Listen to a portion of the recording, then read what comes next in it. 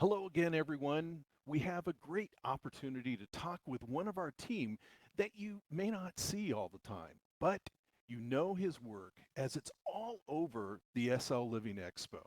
I'm talking about Crai Conundrum, who is a software engineer and a scripter and builder in SL. His efforts have produced the application system, the events and shopping HUDs, the transportation system, the memorial wall and candles, and soon to be released awards. Whew. Let me introduce Cray. It is great to have you with us. It's a pleasure to meet you. Hello.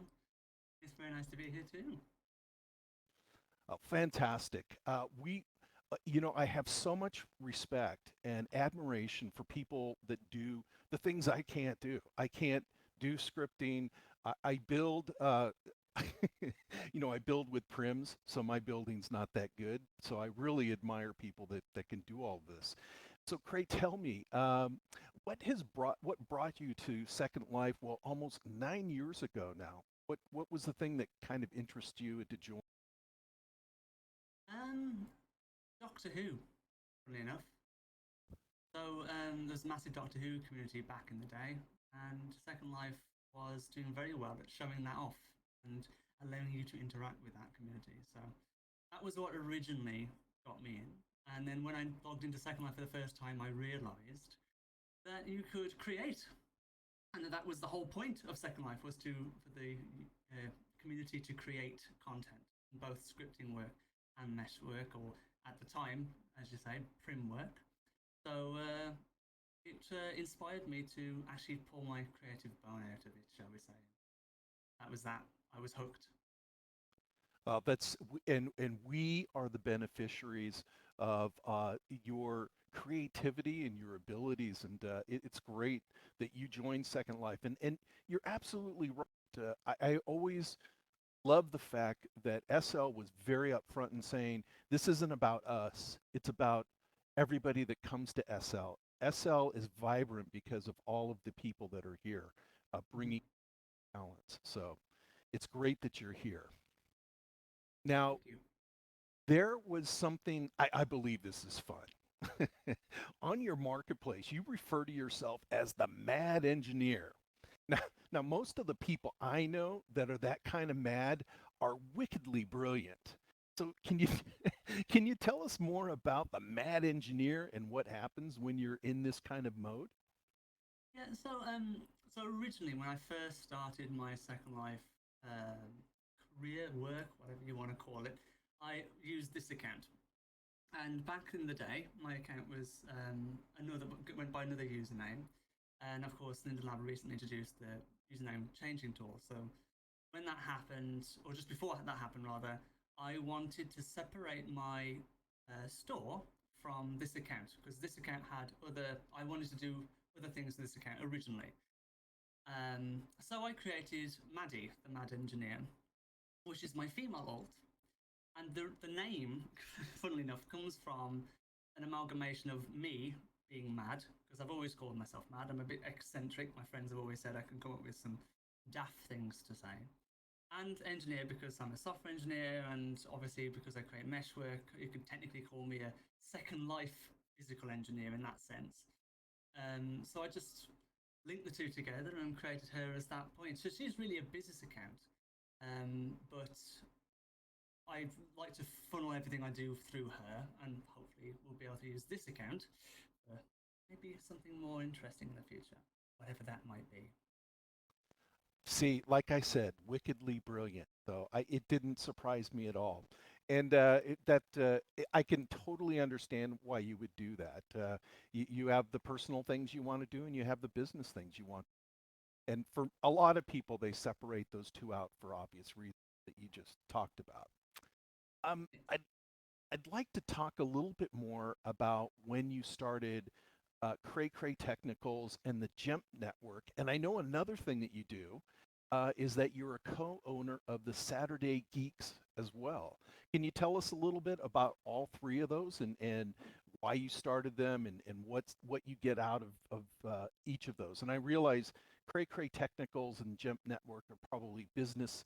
I'm not so sure about the Saturday Geeks, but they all sound fascinating to me. Can you tell us a bit more? Yeah, so I'll start with Saturday Geeks because that's an old project that me and my best friend created way back in 2013, I think it was, and that is a YouTube channel. The point of that was to review. Originally, it was a talk show, and then we moved it on to doing Second Life, Doctor Who, TARDIS console reviews, and things of that nature. And yeah, that went on for quite a while. I forgot exactly what year it was that we started to slow down work from that. But I'm known by quite a few people in the Doctor Who community on Second Life through that channel. But unfortunately, recently the work from that has died down quite a bit because I haven't had time. Unfortunately, me and my friend haven't had time with our real life jobs and what have you. But yeah, so that's the whole Saturday Geeks connection there. Gem Network is my real life connection to what I do outside of Second Life, but also in Second Life. So I use that as kind of like a virtual company that just hosts. It's just basically my web service called Gem Network because that's where I host all the work that I do. So any scripting work I do in Second Life will probably use online services from that server. And so I umbrella everything that I do in real life and in Second Life through Gem Network.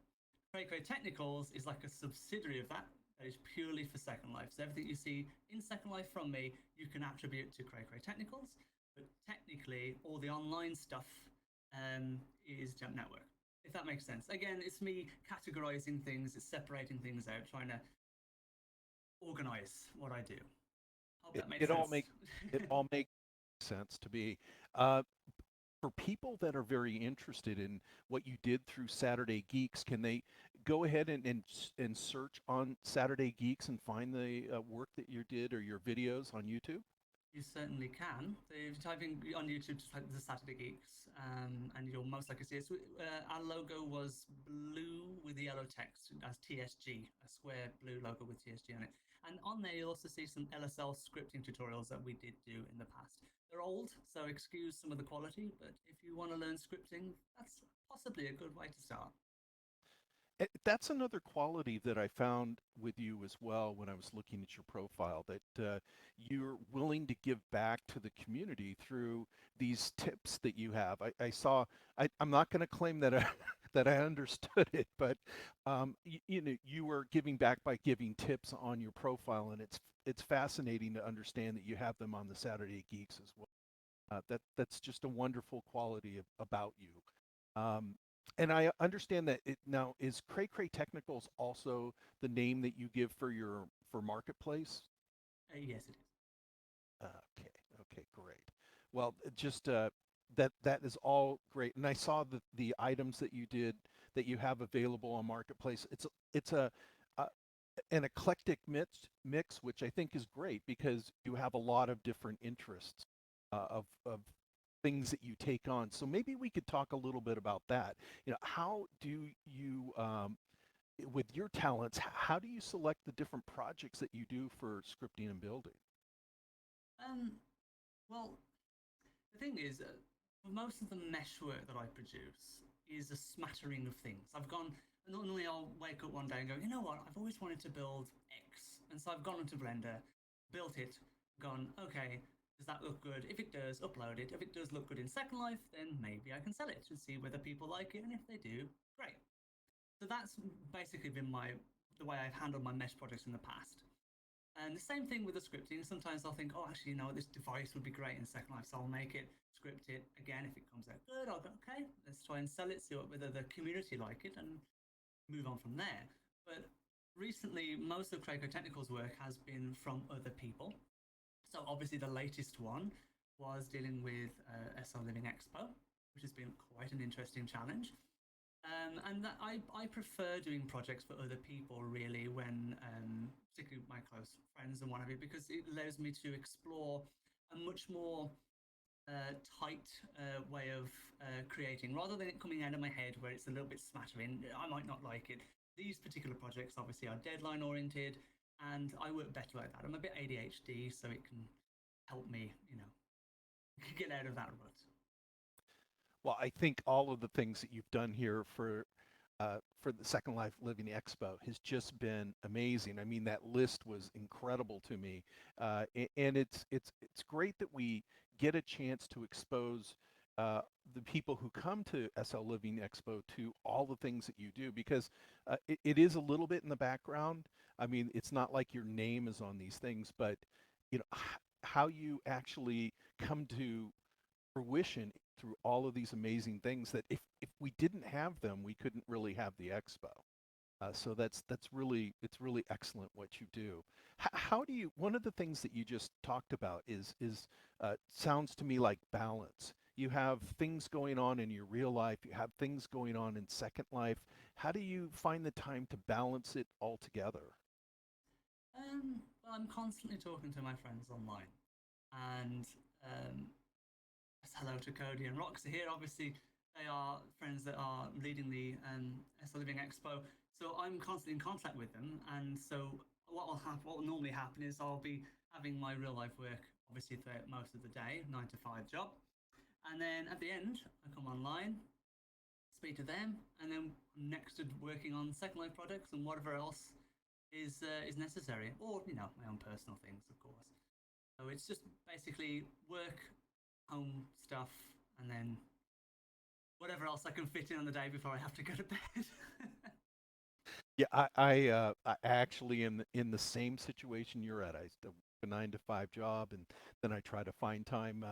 Sometimes sleep gets very overrated, but you just have to deal with it because there's a love of doing all of these other projects. Yes. Well, from your perspective, Craig, what is the most rewarding thing about being a scripter and a builder in Second Life? I love seeing the reactions from people with a product that's worked, that's come out correct.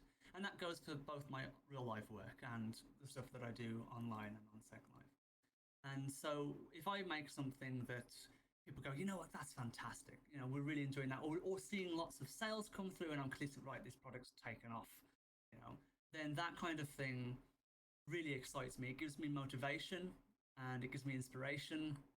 It gives me a bit more of a focus. I know then what direction I should probably take my work in the future. Which obviously is not to say that I shouldn't experiment with other things, but it does help. It really does help calm my ADHD as well. So when people come to me and say, "Oh, could you help me with this?" or "Could you do this for us?" Um, that actually excites me because I go, "Oh, yay! I get to do something that people are interested in. They're respecting my work." And to see that, and then to see the smile on their faces when it comes out okay or good or even better, excellent, then it gives me inspiration to carry on, and that's good because it's a passion of mine. Scripting, building, they're all passions, and I'm just excited that I get to make people happy with them.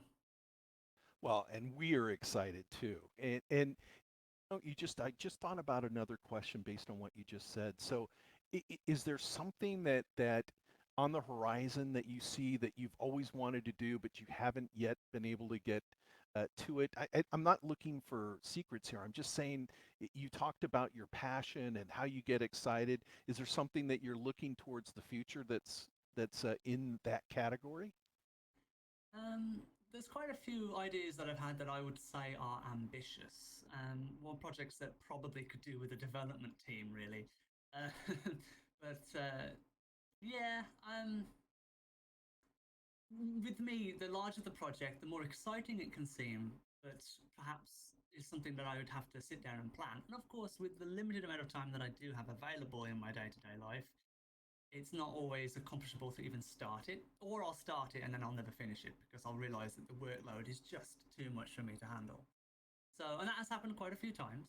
So, yeah, there's a few things that I've had a thought of and gone, you know what, I'd like to try that. That sounds fun to recreate or to improve upon, I should say. But yeah, it's finding that time. It's too much. Well, we all deal with that, but it's fantastic. I mean, I think when you have this drive and inspiration, it only leads to excellence. And I certainly have seen that in what you've produced here. I mean, I've used the teleport system, I've used the HUDs, I've used all these things, and I said, this is really making my life easier. So you have to realize that you are the one who's having a great impact on people's experience here in Second Life. So congratulations on that. Thank you. I appreciate Well, it has been great getting to know you better. What you've done for the SL Living Expo that people are using every day by thousands of people by the time the expo is completed. I know that we would not have had the expo if it were not for you and the amazing team and our leadership here and the sponsors that brought this all together. Thank you again, Cray, for meeting with me and for your amazing talent that you have brought to the expo. Thank you very much. I'd like to thank everyone for listening today, and I wish you all a good day.